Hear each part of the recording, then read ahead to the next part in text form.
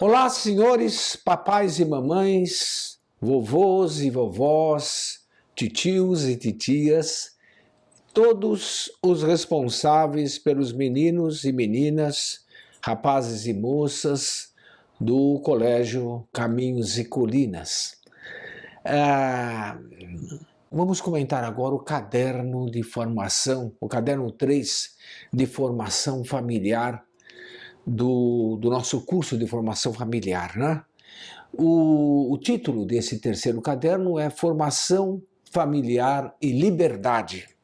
E o subtítulo é Fundamentos de Formação Familiar à Luz da Liberdade e do Cristianismo.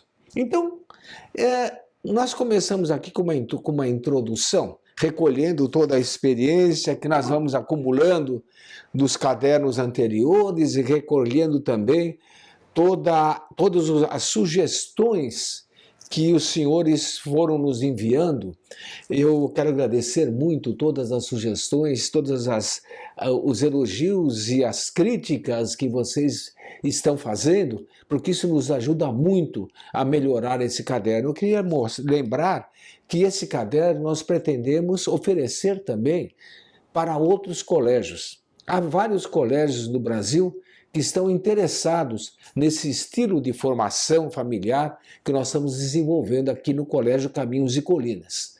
Entende? Em vários pontos do Brasil estão perguntando, estão sabendo desse nosso curso de formação, estão perguntando. E nós vamos oferecer para eles esses cadernos e esses vídeos aqui para a formação. E estamos aperfeiçoando tanto os cadernos quanto os vídeos, usando muito de todas as sugestões que os senhores pais estão nos dando. Então aqui, nesse terceiro caderno, nós fazemos uma introdução que eu tomo a liberdade de ler e comentar alguns parágrafos aqui. Senhores pais, este é um caderno de histórias. Eu nunca imaginei que nós iríamos começar o caderno dessa forma. Um caderno formativo, né? Um caderno de antropologia, etc. Mas, na verdade, nós percebemos a grande riqueza desse caderno, que é essa aqui. Esse é um caderno de histórias. Vamos ler. Em cada página, os senhores irão encontrar motivações para contar aos vossos filhos as mais autênticas, verdadeiras, interessantes e divertidas histórias que eles ouviram e irão ouvir em suas vidas. As histórias da família, dos avós, dos pais e deles mesmos. Eles irão se perceber personagens dos contos do passado e das narrativas do presente. Irão sentir em suas almas que estão realmente vivendo aquelas aventuras, talvez ocorridas há muito tempo, muito antes deles nascerem. E participarão agora, novamente, perguntando, escrevendo e desenhando o que ouviram. Então, essa é a grande riqueza dos nossos cadernos. Eles propiciam que vocês conversem com os vossos filhos e contem histórias. E eles se sentem personagem dessas histórias, né? Eu vi muitos depoimentos, né, de alunos, né? Ah, minha mãe me contou como é que era quando ela estava me esperando, quando eu estava para nascer, as dificuldades. Puxa, eu fiquei muito contente em saber tudo isso. E ela contando entusiasmada aquilo, coisas que ela não sabe, que nós não contamos para elas antes e que agora elas percebem que fazem parte de uma família que tem história, que tem tradição, que tem costumes próprios. Nós vamos analisar tudo isso nesse terceiro caderno, né? Os senhores irão conversar com os vossos filhos e o que eles estão ávidos para ouvir e conhecer está na segunda parte de cada módulo. O primeiro módulo é um módulo de formação, estrutura, que se apoia na importância do bom uso da liberdade. Mas o segundo módulo é a ação prática. São belos exemplos ilustrados, bonitos em si, que vão servir de trampolim para o coração desse curso. A conversa recheada de histórias pessoais entre vossos filhos e vocês. Aproveitem. Contem essas histórias, né? Eles vão gostar muito e vossa família ficará muito mais unida. Muito bem, então vamos agora.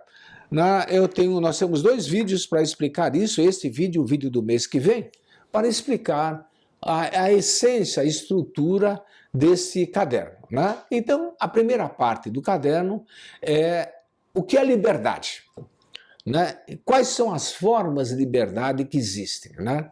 Então, nós começamos afirmando que para entender o que é liberdade, precisamos começar entendendo o que é uma ação livre.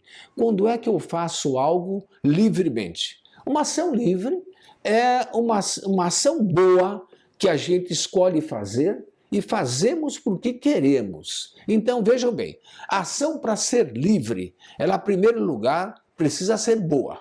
Uma ação má, ela não é livre, nós vamos ver isso depois. Tá? E também, precisa que nós fazemos porque queremos, e não porque alguém nos empurrou, alguém nos coagiu, alguém nos obrigou. Na ação livre tem que ser querida pela pessoa. Percebe-se que a liberdade humana é uma realidade própria de cada um, mas que ela pode ser influenciada.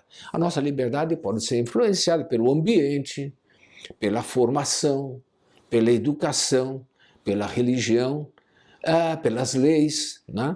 Nossa liberdade também sofre uma influência boa da graça de Deus e uma influência má de tudo que é mal, o que está próximo de nós.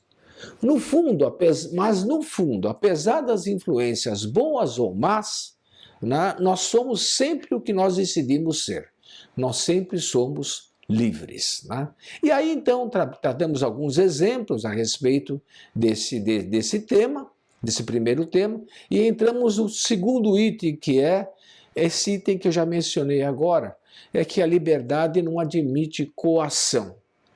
Para que uma escolha seja realmente livre, é necessário que não haja nenhuma coação, ou seja, que nada ou ninguém force a pessoa a tomar uma decisão. Uma decisão forçada, logicamente, não é uma decisão livre. Mas, por outro lado, isso cabe muito na educação, né? Vale a pena ressaltar que uma ordem legítima,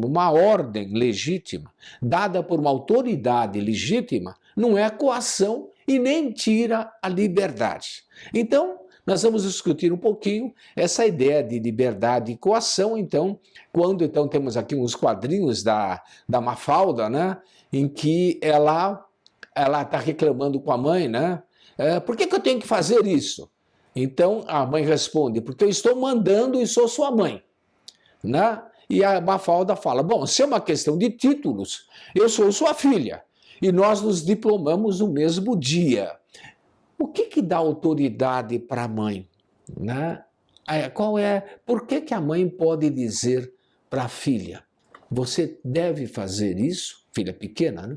Você deve fazer isso, e a filha deve obedecer. E isso não tira a liberdade da filha. Porque a menina pequenininha, ela ainda não sabe o que é bom para ela. E a mãe, o pai, eles, com a graça de Deus, eles sabem o que é melhor. Então, quando eles estão mandando porque sabem que aquilo é melhor para a liberdade da criança.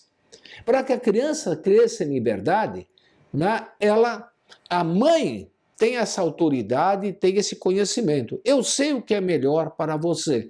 Não se pergunta para a criança pequena se ela quer tomar uma injeção ou se ela quer tomar um remédio. Ela vai tomar esse remédio porque ela não tem juízo para decidir ainda isso. E os pais têm esse juízo. Então, é importante ressaltar essa necessidade de que a criança adquira o bom hábito, ela já tem por natureza, né? Mas que ela cresça nesse bom hábito de perceber que o papai e a mamãe sabem o que estão fazendo.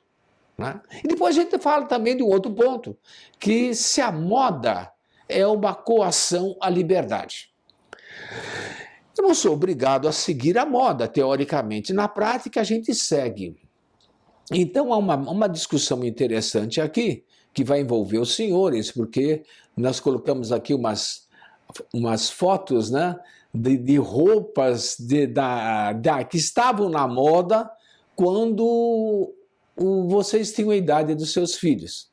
Né? E que então nós perguntamos o seguinte: essas roupas, vocês usavam essas roupas e vocês usavam porque queriam ou porque estava na moda? Né? Não há mal nenhum em seguir uma moda, desde que a moda seja uma coisa, não seja imoral, né? Mas eu preciso seguir porque eu quero. E não porque eu estou sendo obrigado a seguir, não porque eu me sinto coagido a seguir. Então discutimos um pouco esse assunto da ditadura da moda, com um belo texto aqui, né, sobre esse problema. Né? O terceiro ponto vai tratar de um aprofundamento da liberdade, de um outro significado da liberdade, que é a liberdade de escolha. Né? A possibilidade que nós temos de escolher alguma coisa. Existe uma doutrina por aí, chamada determinismo psicológico, que diz que, na verdade, as pessoas não têm liberdade de escolha. Entende? E nós queremos mostrar que sim, que nós sempre temos liberdade, ainda que haja pressão contrária. Né? E que os pais, eles precisam saber correr o risco da liberdade. Os pais precisam saber quando devem ir concedendo uma maior liberdade para os filhos. Né? Claro que a criança pequena, muito pequena, o bebê, a mãe faz tudo.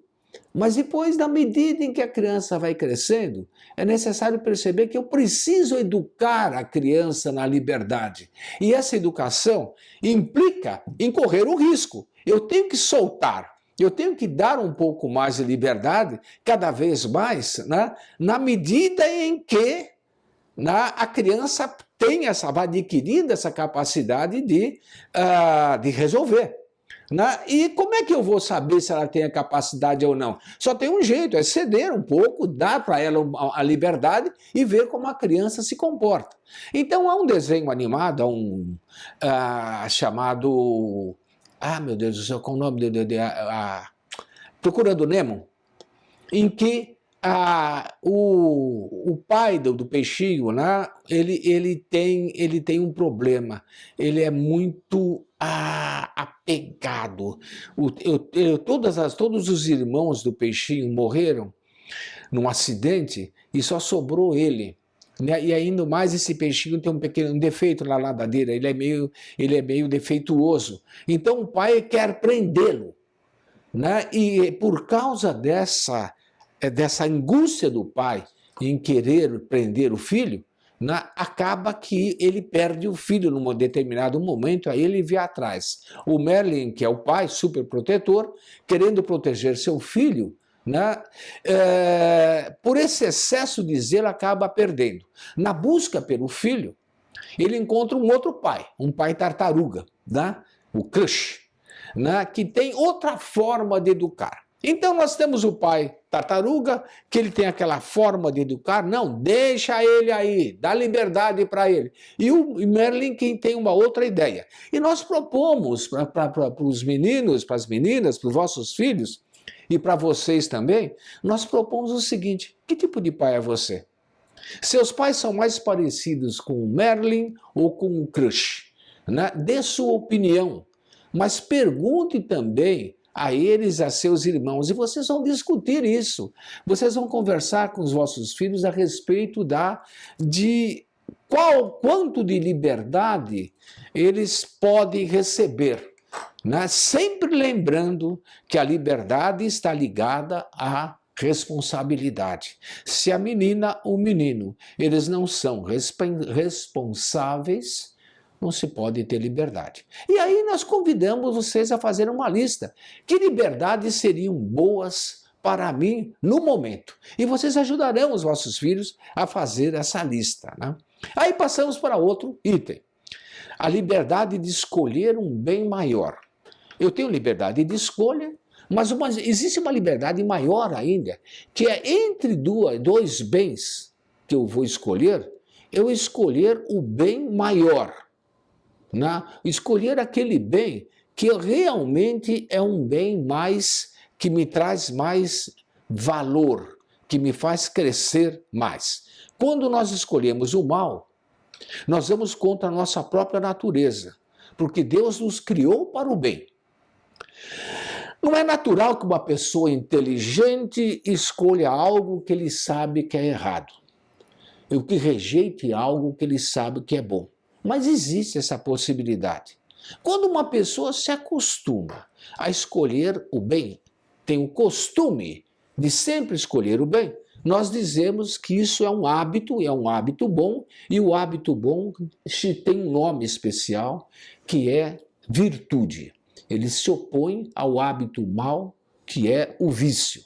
O cristianismo ensina que a liberdade de escolha é uma colaboração entre a nossa capacidade de escolher e a graça de Deus. Deus nunca nos obriga.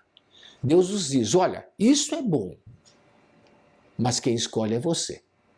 Por que Deus faz isso? Para que a gente possa ter o mérito de escolher, né? Pedir um conselho é ser menos livre. Quando eu peço um conselho para alguém, eu estou condicionando, eu estou diminuindo a minha liberdade, e nós mostramos que não. Quando eu sei escolher o mestre, quando eu sei escolher o conselheiro, quando o conselheiro ele é de minha confiança, é uma pessoa boa, e principalmente quando ele quer o meu bem, pedir um conselho é um enorme ato de liberdade. Eu peço conselho porque eu sei, eu sou livre para escolher aquela pessoa, porque eu sei que aquela pessoa me ama e quer o meu bem. E aí nós tratamos de um outro tema também, que é a liberdade como dom de Deus. O valor da liberdade está no fato de que só ela torna possível a livre afirmação do bem. E, portanto, o amor a Deus significa o seguinte, que um dos grandes valores, talvez o maior valor da liberdade, é que ela me permite escolher o bem.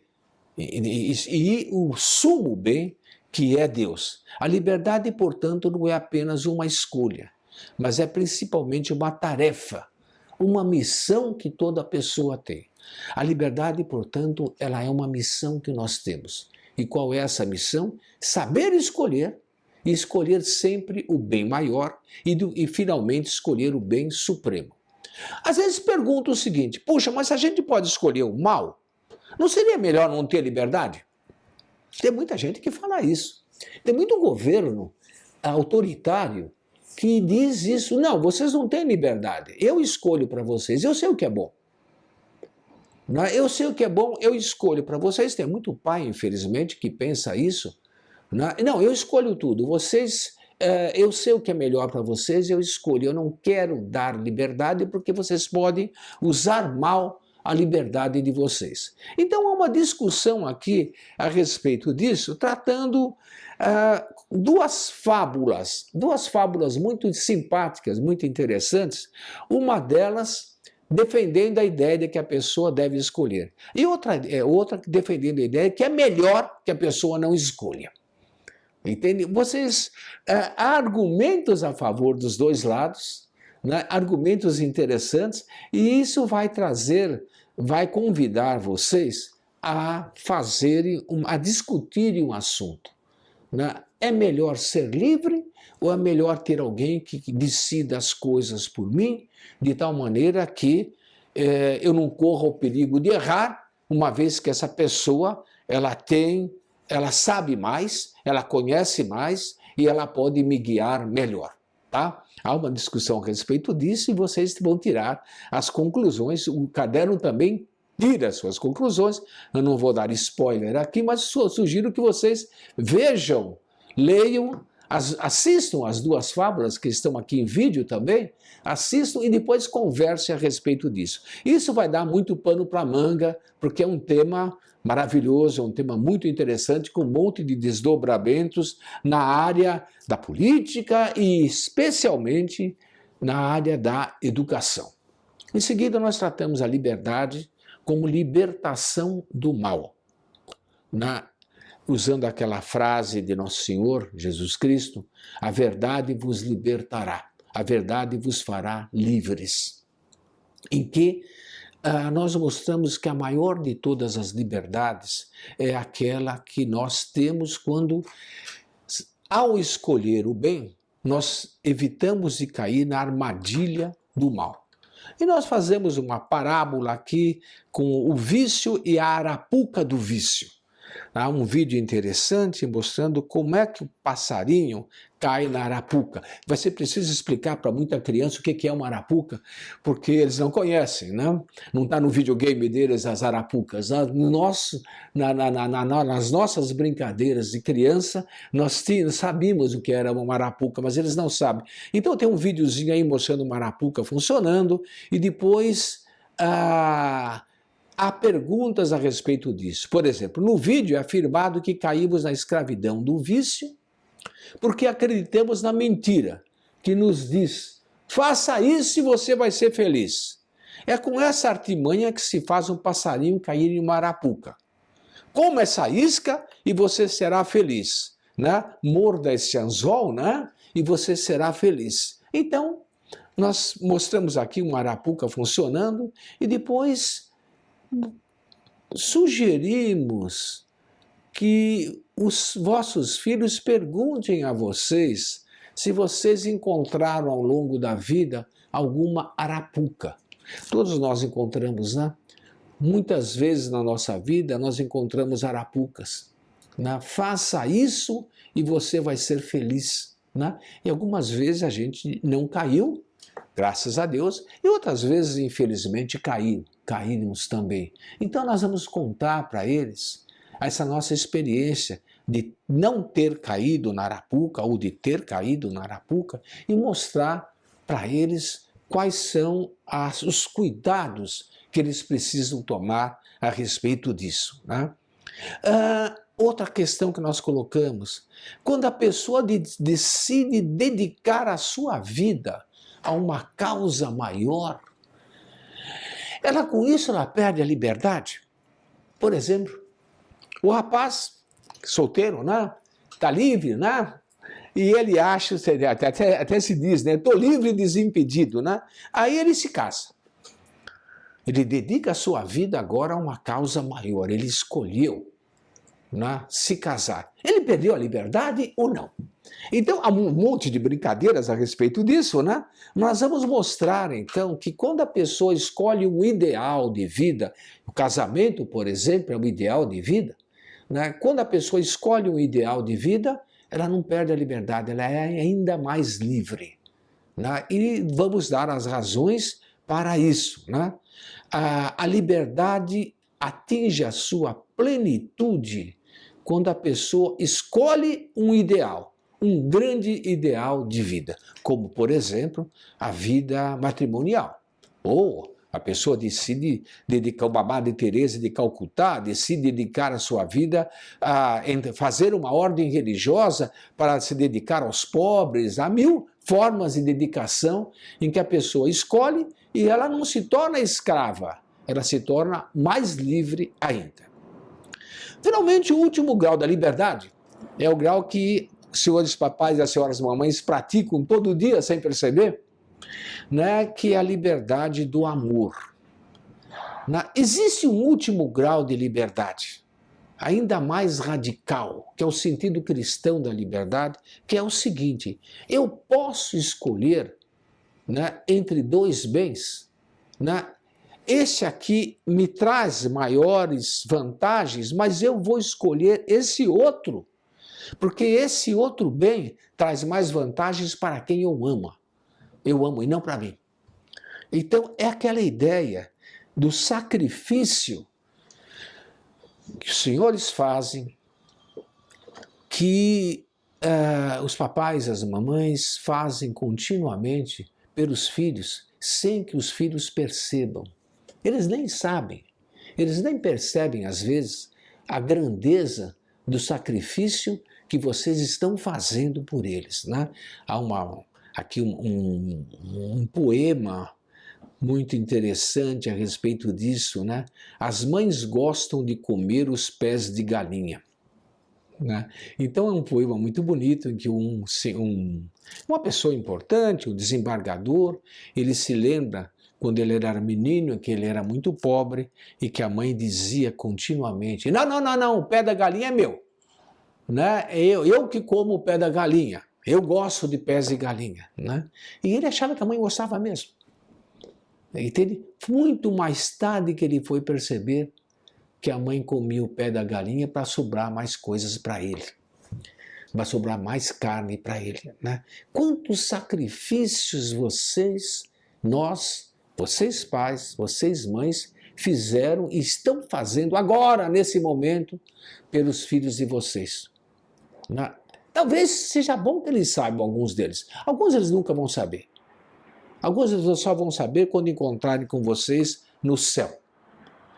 Mas alguns é bom que eles saibam.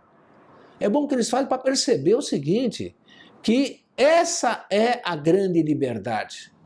Né? A liberdade de se sacrificar pelos outros porque eu amo aquela pessoa. A pessoa não precisa saber.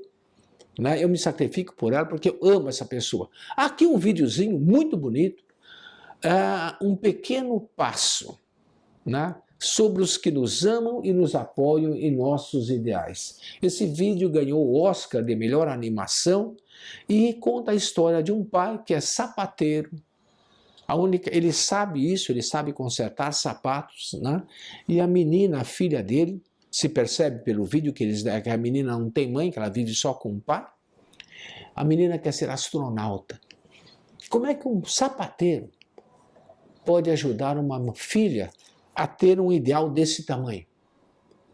E aí o vídeo vai desenvolvendo e vai mostrando a dedicação do pai, né, para ajudar a filha a dar os passos, né, e principalmente aquele passo decisivo em que ela finalmente se torna astronauta e desce na Lua. Vejam o vídeo, vocês vão gostar muito. Vocês vão ter coisas para dizer para eles sobre o sacrifício, não de vocês, mas dos avós de vocês, dos vossos pais, dos avós deles, né, que eles fizeram por vocês.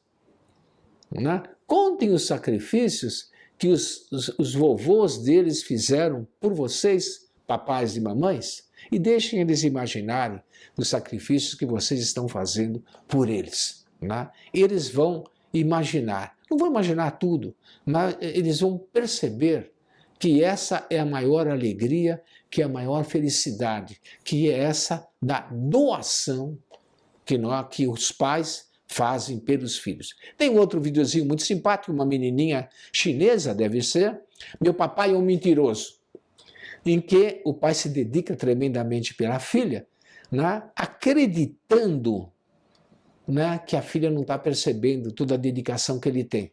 Né, e ela faz um bilhetinho no final, contando: meu papai é mentiroso, e mostra, entende e percebe a dedicação. Vale a pena vocês assistirem juntos esse vídeo. Esses vídeos aqui, eles foram escolhidos com essa ideia de que vocês assistam juntos.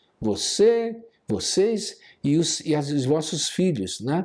Para que comentem, para que vocês percebam na reação deles, né, quais as histórias no repertório que vocês têm, quais as histórias que vocês devem contar naquele momento. Né? Não se preocupe que Deus vai inspirar, isso está na Bíblia, está nos Santos Evangelhos. Deus vai inspirar para vocês quais são as histórias que vocês devem contar para fazer bem para eles. Aí falamos da liberdade da pessoa humana, de corpo, que a pessoa humana é corpo e espírito ao mesmo tempo, que ao contrário dos animais, nós temos corpo e também temos espírito, e que existem modos de comportamento, que são modos de comportamento sociais, normais, e existem modos de comportamento familiares, Nós fazemos uma listinha aqui. As sociedades humanas criam regras de bom comportamento. Sua família é uma sociedade humana e, portanto, tem regras de bom comportamento. Então, que eles explicitem isso. Por exemplo, regras de etiqueta familiar. Uma delas que a gente coloca aqui como exemplo.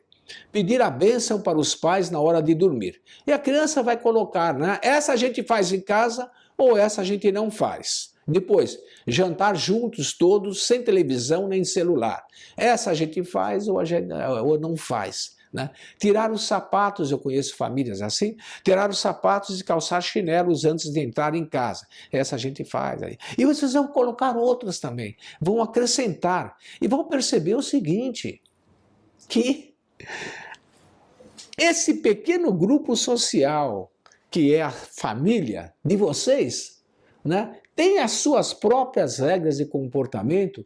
Né? Uma vez a minha cunhada, nós estávamos reunidos numa reunião familiar muito grande, e a minha cunhada, eu fui lavar a louça, estava lavando a louça, a minha cunhada falou, puxa, seu irmão lava a louça, meu irmão, o marido dela, né? Seu irmão lava a louça igualzinho, onde é que você aprendeu?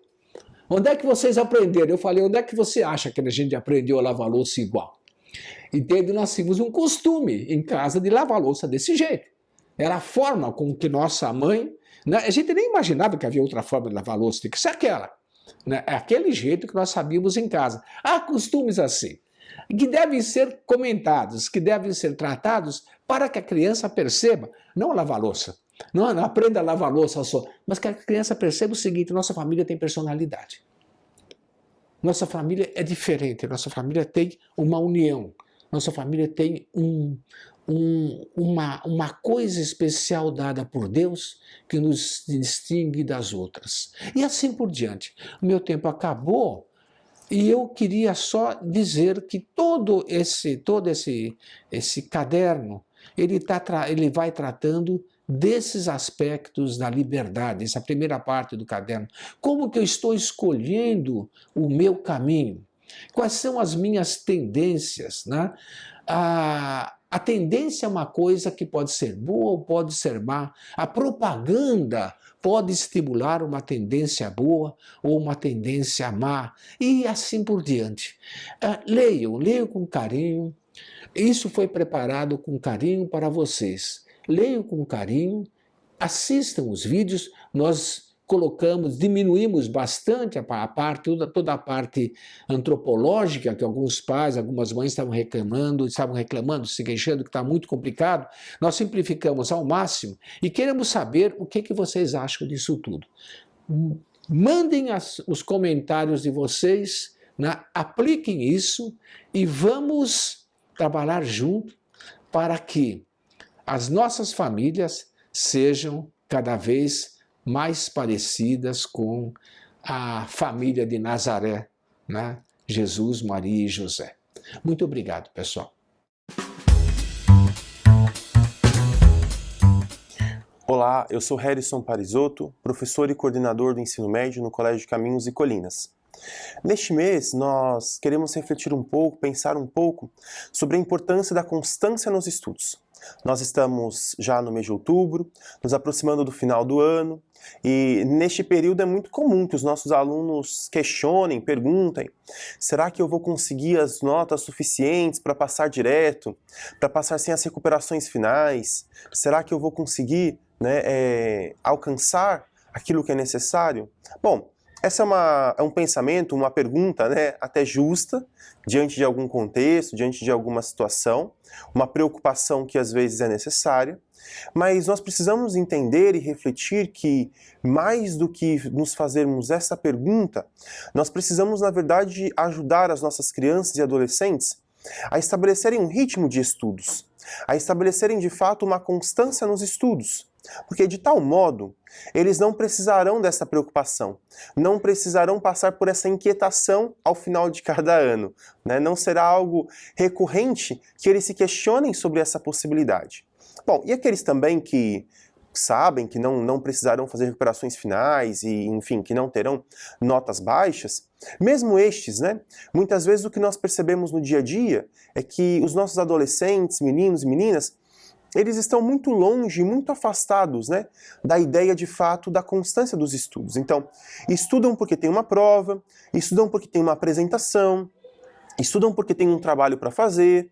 Então, estuda-se muito mais por medo de uma consequência negativa do que de fato pela percepção da necessidade de estudar e da importância de estudar. Mas os estudos, né, em primeiro lugar, eles são uma forma de serviço. Nós vamos falar sobre isso daqui a pouco, mas o estudo é uma forma de serviço, porque à medida em que eu estudo, à medida em que eu conheço, à medida em que eu me aprofundo em algum tema, eu inevitavelmente contribuirei com a sociedade. Eu inevitavelmente ajudarei as pessoas que estão ao meu redor e trarei benefícios, não só para aquelas pessoas que fazem parte da minha vida, mas para a sociedade como um todo.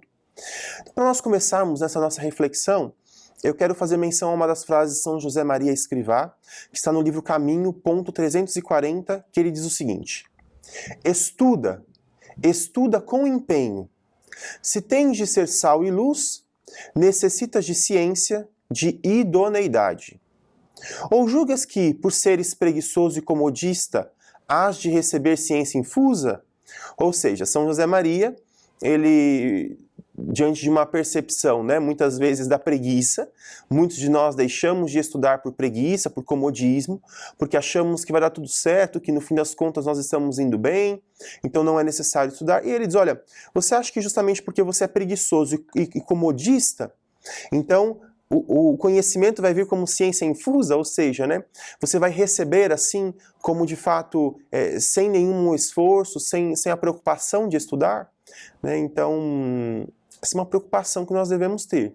Né? O estudo não vem como ciência infusa. Né? Então, São José Maria vai dizer, estuda com empenho. Então, se nós queremos, né, no meio do mundo, fazer a diferença, por meio da nossa vida profissional, por meio daquilo que nós estudamos, por meio daquilo que nós realizamos como trabalho no nosso emprego. Então, se nós queremos fazer a diferença aí onde nós estamos, nós precisamos estudar. Precisamos estudar para fazer com empenho, para fazer com seriedade, para fazer com dedicação aquilo a que nós somos chamados. Então, é fundamental nós entendermos isso. O estudo, o conhecimento, não é ciência infusa. Não vai nos ser dado, né, sem nenhum esforço. É necessário esforço. É necessário empreendermos tempo. É necessário, de fato, gastarmos tempo com os estudos, né? Então, nesse dia, nós vamos pensar na constância nos estudos.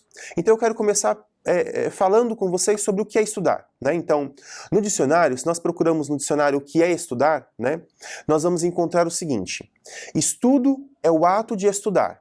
É fazer o possível para aprender, conhecer e compreender. Olha que interessante, que nós poderíamos nos deter bastante tempo refletindo isso, né? É fazer o possível. Então, o próprio dicionário da língua portuguesa, ele pressupõe que estudar não é obrigatoriamente saber, não é obrigatoriamente conhecer algo, mas é fazer o possível por compreender aquilo que se estuda. Bom, depois, também o dicionário vai dizer que estudo é o conhecimento adquirido. Adquirido estudando. E justamente por isso, né, também ele vai trazer uma próxima classificação, que ele diz assim, é a profissão de estudante. Então olha que interessante, né? Os nossos alunos já ouviram isso muitas vezes, e provavelmente vocês pais também, né, mas eu repito, cada um de nós com a sua profissão, com o seu trabalho, e o trabalho dos nossos alunos, o trabalho das nossas crianças, jovens, adolescentes, é estudar. Então, aqui também eu quero já fazer inicialmente uma reflexão muitíssimo importante, né? Nós não podemos ter dó das crianças e dos adolescentes. Nós não podemos ter pena deles. Nós não podemos achar que eles estão estudando demais. Nós não podemos ter esse pensamento mesquinho e pequeno de que o meu filho passa muitas horas na escola e depois chega em casa, ele tem que estudar mais ainda. Nós precisamos entender que quanto mais essa criança, esse adolescente estuda, quanto mais ele entende que de fato estudar é a profissão dele e ele deve se dedicar com empenho a fazer isso, mais nós estamos preparando as nossas crianças e adolescentes para o futuro, para a vida, para o comprometimento com a sociedade. Nós não estamos preparando crianças e adolescentes frágeis, moles, né, fracos. Nós estamos preparando crianças e adolescentes fortes. O Colégio Caminhos e Colinas, ele tem a clareza de que o ensino que aqui se vive, que se recebe, é um ensino forte e que permanece para sempre. Por isso, não há por que nós termos receio, não há por que nós termos dó das nossas crianças, né? Nós precisamos, na verdade, incentivá-los e ajudá-los a ter prazer em estudar, a perceberem que, à medida que eles estudam, eles se tornam pessoas melhores, eles se tornam pessoas que podem ajudar aqueles que estão ao seu redor, eles se tornam adolescentes que são pessoas críticas, que veem uma situação e eles são capazes também de fazer uma reflexão sobre aquilo que está acontecendo e não simplesmente de aceitar as coisas como elas nos são dadas. Então, percebam que estudar é fundamental. E estudar é a profissão do estudante. Por isso, nós precisamos ajudá-los a perceber isso, a entender isso e a viver isso. Nós, como adultos e profissionais, nós muitas vezes trabalhamos duro. Nós muitas vezes falamos, poxa, a vida não está fácil, são muitas coisas a serem feitas, mas nós colocamos empenho no nosso trabalho. Nós colocamos empenho na nossa vida profissional. Daquilo depende a nossa família, a sobrevivência da nossa casa, a estabilidade financeira e tantas outras coisas. Então, eu também preciso entender que a criança que estuda bem, a criança que se dedica aos estudos, ela está trabalhando tanto quanto um adulto. E ela está trabalhando também para ser um adulto bom, para ser uma pessoa que faz a diferença onde quer que ela esteja. Então, essa é uma coisa importante para nós pensarmos, né? Então, o estudo, ele é trabalho. Por isso, nessa dinâmica do estudo, nós precisamos ajudar as nossas crianças e adolescentes a adquirirem o quê? Uma competência profissional mesmo. E uma competência profissional, ela exige capacitação, ela exige tempo, ela exige preparo. Então, nós chegamos na empresa e nós temos atividades a serem feitas, nós temos ordem no dia, nós temos organização para realizar as coisas. Com as crianças e adolescentes não pode ser diferente. Eles também devem ter ordem, eles também devem ter organização nos estudos, no tempo de estudo. No nosso trabalho, por exemplo, nós temos um horário de entrada, nós temos um horário de saída, né? Aquilo que nós chamamos de horário comercial, então das 8 às 18. Então eu entro, eu tenho horário para chegar na empresa, eu tenho coisas a serem realizadas, eu tenho o meu horário estabelecido de almoço. Dificilmente eu tenho a possibilidade na empresa de entrar a hora que eu quiser e sair a hora que eu quiser.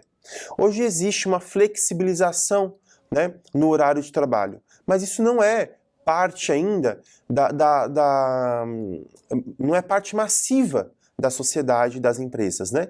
Então nós precisamos também ajudar as crianças e adolescentes a perceberem isso. É necessário organização, é necessário horário de início, é necessário horário de término, é necessário lugar, um local específico para os estudos, é necessário saber o que eu vou estudar em cada dia. Então nós precisamos ajudar também as crianças e adolescentes a se capacitarem para essa atividade, né? Para esse trabalho deles. Bom, porque eu disse para vocês logo no início que estudar é servir. Ou seja, à medida em que eu estudo, eu sirvo aos outros. Então, com o conhecimento que eu vou adquirindo, com o conhecimento que eu vou acumulando, esse conhecimento não fica em mim mesmo. Esse conhecimento ele vai ser passado às pessoas, esse conhecimento ele vai ser transmitido. Esse conhecimento, de algum modo, ele vai alcançar a vida das pessoas. Como, professor? Olha, pelas conversas, pelo auxílio também que uma criança dá a outra na sala de aula, porque ele já aprendeu aquele conteúdo, e ele ajuda o colega. Em uma conversa em casa, onde ele sabe do que estamos falando, do assunto ao qual estamos nos referindo. Tudo isso é serviço também, né? Bom, depois a segunda ideia fundamental para essa nossa conversa de hoje, que é a constância. Então, o que é a constância?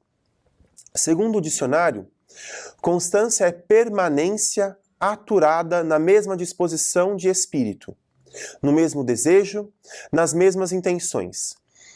É insistência inquebrantável na convicção, é perseverança, persistência, firmeza, duração.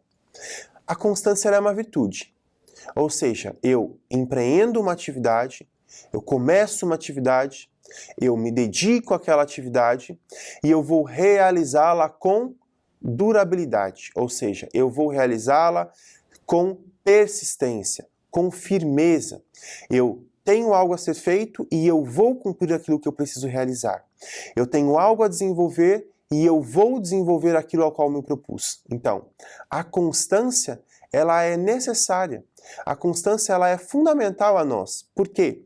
À medida em que nós vivemos essa virtude, nós conseguimos também prolongar as atividades. Nós conseguimos ter disposição de espírito para aquilo que nós vamos fazer. E não é algo que hoje eu faço porque me agrada, e amanhã, que eu não estou com a mesma disposição, eu não faço porque eu não estou com vontade.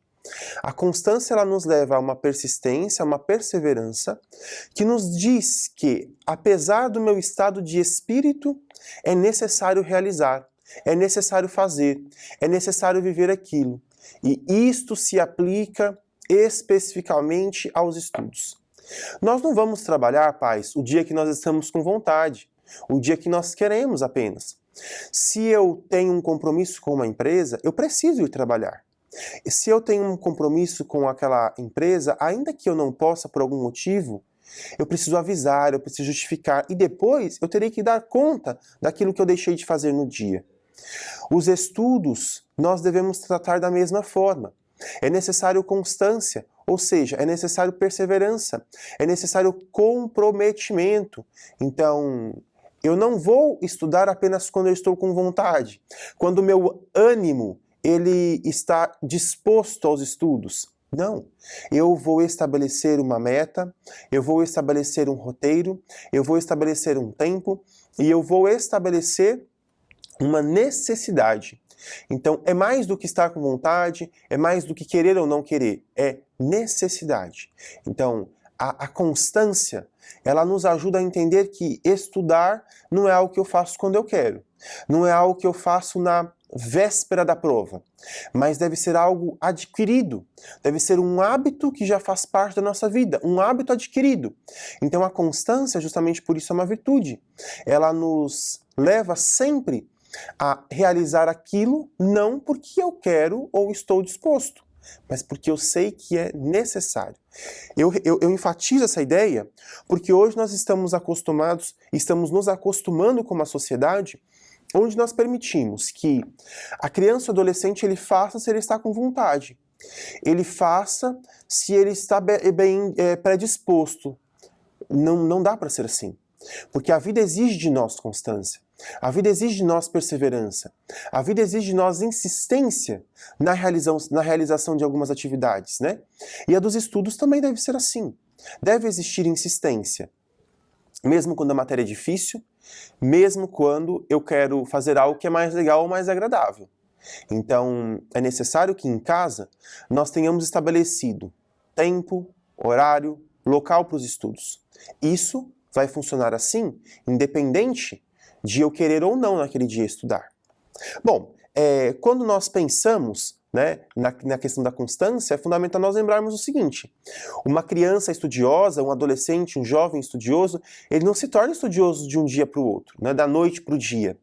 É justamente esse empenho, tudo bem, de atividades diárias, é justamente esse empenho de uma realização contínua, de um desejo de persistência que o leva a ser uma criança, um adolescente estudioso, tudo bem?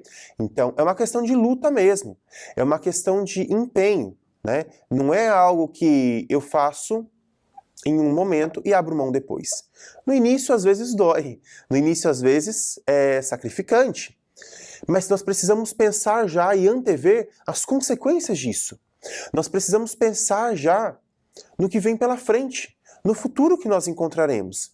Por isso eu disse para vocês, não é possível, nós não podemos ter dó, nós não podemos ter essa ideia pequena de que as crianças e os adolescentes não conseguem. Sim, eles conseguem, e nós precisamos ajudá-los nisso, de forma positiva, é claro, tá? Então, assim como, por exemplo, quando nós dizemos para as crianças que precisam comer em casa certo tipo de comida, né? Uma verdura, um legume, então o que acontece muitas vezes é que eles dizem, não gosto, mas não comeu. Quando vai se acostumando a comer aquilo, né? Quando vai se adaptando àquela comida, come sem nem perceber.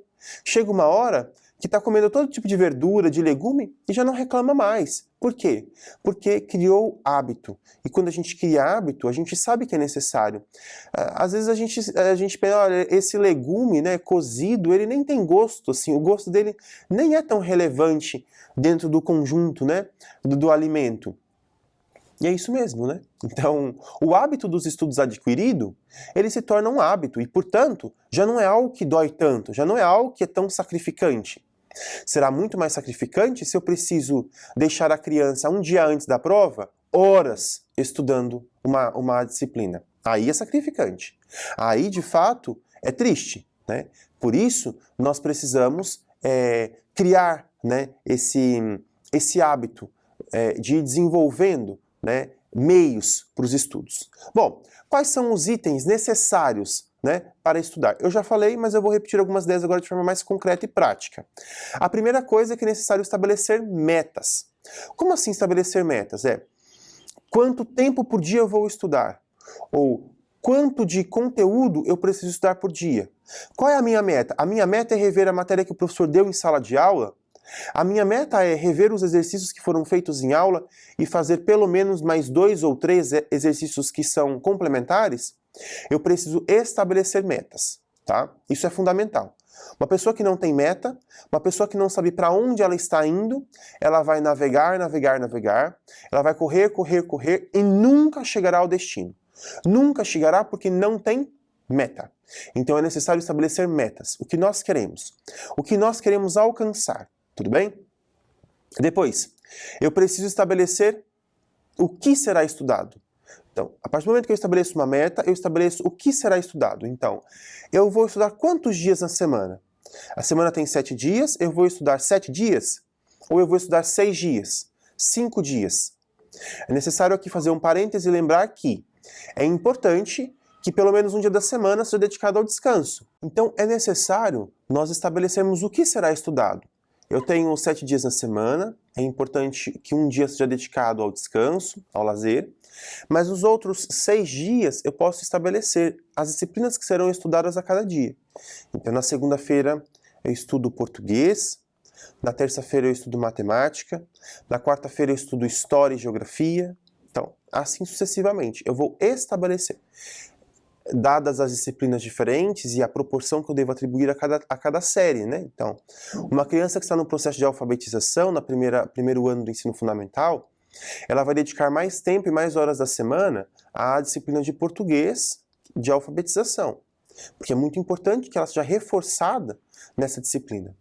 Um aluno do ensino médio, da primeira série do ensino médio, ele vai ter que perceber qual é a disciplina que ele tem mais dificuldade ou maior lacuna. E a essa disciplina ele vai dedicar mais tempo, né? Então, também é algo que precisa ser percebido de acordo com a realidade individual de cada um. Isso é feito em casa, na conversa com os pais, no acompanhamento dos estudos, mas também com o professor.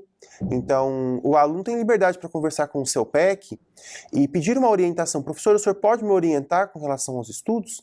A senhora pode me dar uma direção do que estudar, o tempo de dedicação a cada disciplina? Então, os PECs estão preparados também para auxiliar os alunos nisso, né? E é importante que eles façam isso. Então, depois da organização do que será estudado, né? Quanto tempo eu vou dedicar a cada coisa, é importante também as prioridades, o que é urgente, quais são as disciplinas que eu tenho mais urgência de dedicar tempo, por conta das notas baixas, por conta da falta de compreensão do conteúdo. Então, o que é urgente? Tá? O que é mais necessário nesse momento que eu estou? Bom, depois, também uma coisa fundamental de nós lembrarmos é que a matéria a ser estudada, né, não é só o que foi dado na sala de aula. Então, o aluno ele tem autonomia e ele deve ter autonomia, e esse é um dos grandes objetivos do Colégio Caminhos e Colinas, é a excelência acadêmica, e a excelência acadêmica ela se adquire como? A partir do momento que os alunos têm autonomia nos estudos. Então, eu digo para os alunos, nós estamos fazendo em aula o capítulo 10, mas nada te impede de avançar em casa para o capítulo 11, se você já concluiu o capítulo 10. vai para frente, progrida. Então, estudar é progredir. Nós não temos uma caixinha na qual nós precisamos estar dentro dela. Nós, quando pensamos no conhecimento e nos estudos, nós precisamos avançar, precisamos crescer. O professor deu um conteúdo em sala de aula, então eu vou buscar na internet informações, eu vou procurar vídeos, eu vou querer saber mais sobre aquele tema, né? Então, isso é importante, isso é estudar, tá? Então, o estudo não se limita àquilo que foi dado em sala de aula, mas ele também deve desenvolver nos alunos autonomia, interesse e uma busca independente de conteúdo, tá?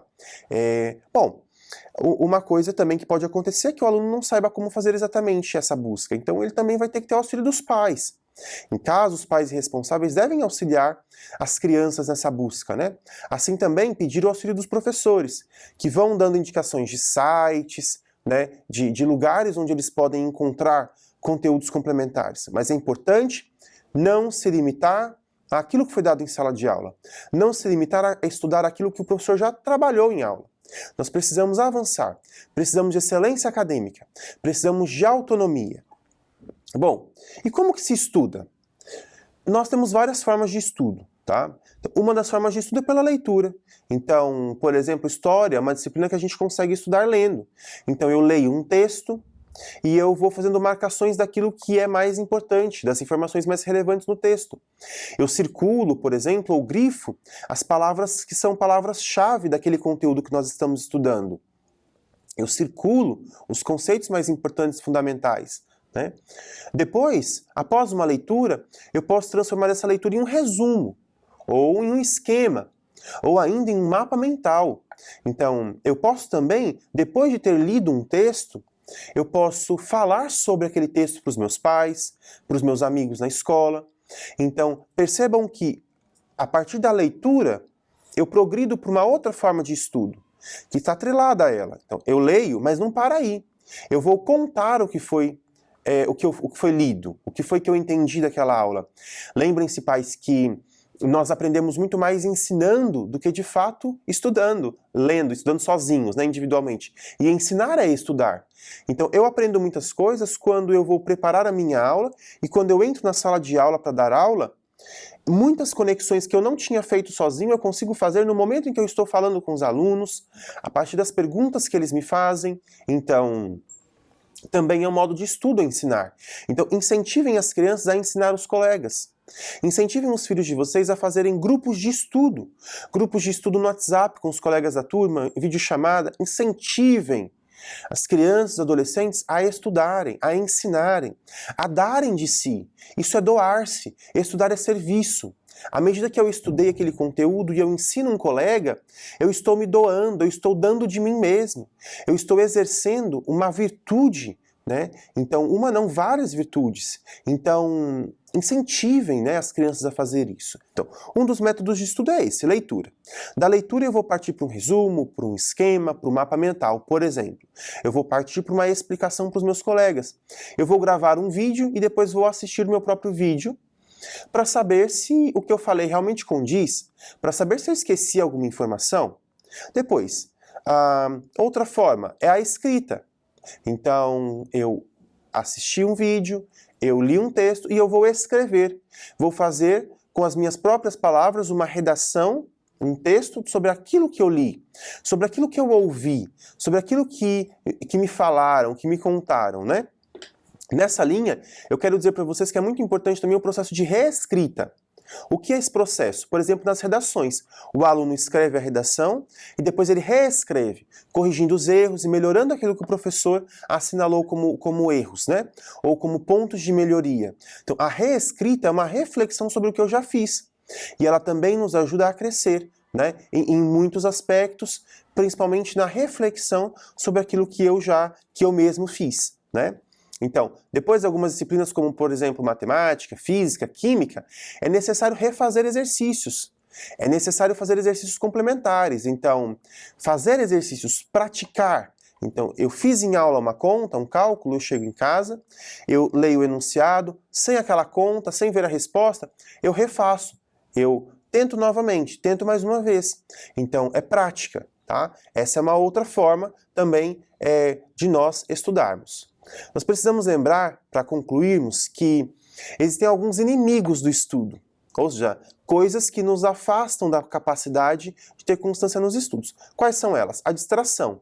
Então, durante o tempo de estudos é necessário tomar cuidado com o uso excessivo de celular, do computador, com atividades que distraiam, então com jogos, com mensagens.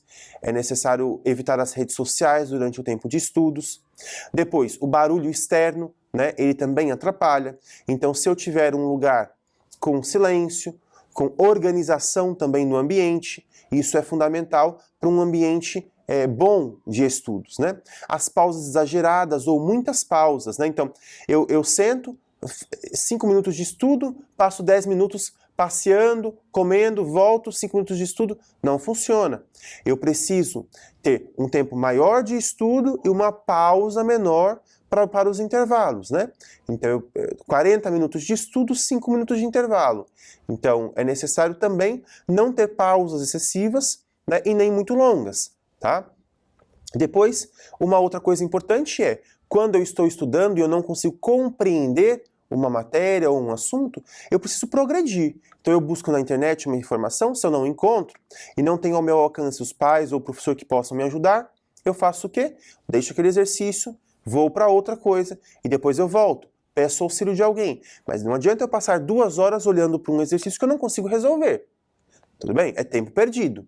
Então, eu preciso procurar meios de resolvê-lo, de solucionar aquele problema. Se eu não consigo sozinho, eu espero a oportunidade de ter alguém para me auxiliar. Nesse tempo, eu continuo estudando outras coisas, né? Então, a pressa também, o desespero, principalmente as vésperas de prova, não funcionam. São inimigos dos estudos.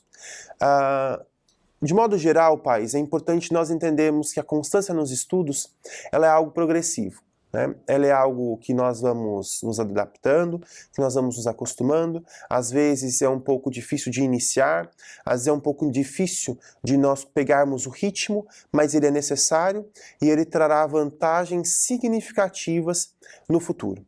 Estudar é servir, estudar é conhecer, estudar é compreender, estudar é ajudar as pessoas, estudar é doar-me, estudar é dar-me de mim à sociedade, estudar é ajudar as pessoas a crescerem, estudar é ajudar a sociedade como um todo a crescer e se desenvolver.